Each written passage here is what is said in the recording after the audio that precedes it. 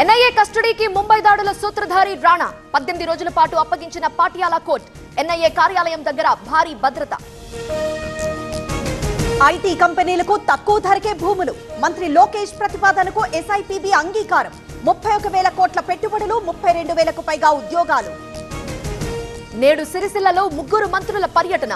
ఆపరల్ park లో టెక్స్పోర్ట్ unit ప్రారంభం. Garment రంగంలో 2,000 మందికి ఉపాధి. చెత్త పోస్టుల కేసులో చేబ్రోలు కిరణ్ అరెస్ట్. పోలీసుల అదుపులో గోరంట్ల మాధవ్. అరెస్టులపై భయంగా ఉందన్న అంబటి. తొలి విడతలో 4.5 లక్షల ఇందిరమ్మ ఇళ్లు. 4 ఏళ్ల 20 లక్షల ఇళ్లు నిర్మిస్తాం. మంత్రి పొంగులేటి కామెంట్స్. మలేషియాకు కూటమి కార్పొరేటర్లు, శ్రీలంకకు వైసీపీ కార్పొరేటర్లు. విశాఖ మున్సిపల్ పీఠం కోసం క్యాంప్ పాలిటిక్స్.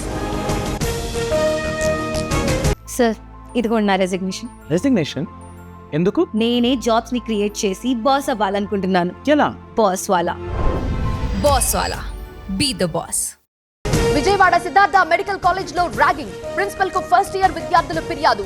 15 మంది సీనియర్ విద్యార్థులను బయటకు పంపిన అధికారులు. ఈ రోజు నూజివీడుకు చంద్రబాబు. బీసీ కులాల ప్రజా వేదికలో పాల్గొనున్న సీఎం. సాయంత్రం కడప పర్యటన. ధాన్యం కొనుగోళ్లపై ఉత్తమ్ సమీక్ష. కలెక్టర్లు అధికారులతో వీడియో కాన్ఫరెన్స్. రైతులను ఇబ్బంది పెట్టొద్దని ఆదేశాలు. ఇవాళ ఒంటిమిట్ట రాముడి కళ్యాణోత్సవం. పట్టు వస్త్రాలు సమర్పించనున్న చంద్రబాబు. భారీ ఏర్పాట్లు చేసిన అధికారులు. పల్నాడు జిల్లా పాలపాడులో పల్లె నిద్ర.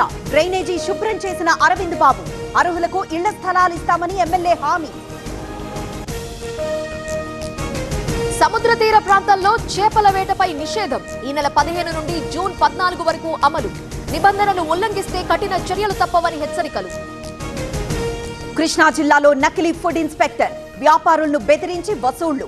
బాధితుల ఫిర్యాదుతో అరెస్ట్. కల్తీ కల్లు విక్రయాలపై ఎక్సైజ్ దాడులు. టీవీ9 కథనాలకు స్పందించిన అధికారులు. కామారెడ్డి, నిజామాబాద్ లో తనిఖీలు. ఏసీబీకి చిక్కిన భద్రాచలం సిఐ. గ్రావెల్ అక్రమ రవాణాకి అండదండలు. లంచం తీసుకుని లారీని వదిలేసిన ఇన్స్పెక్టర్.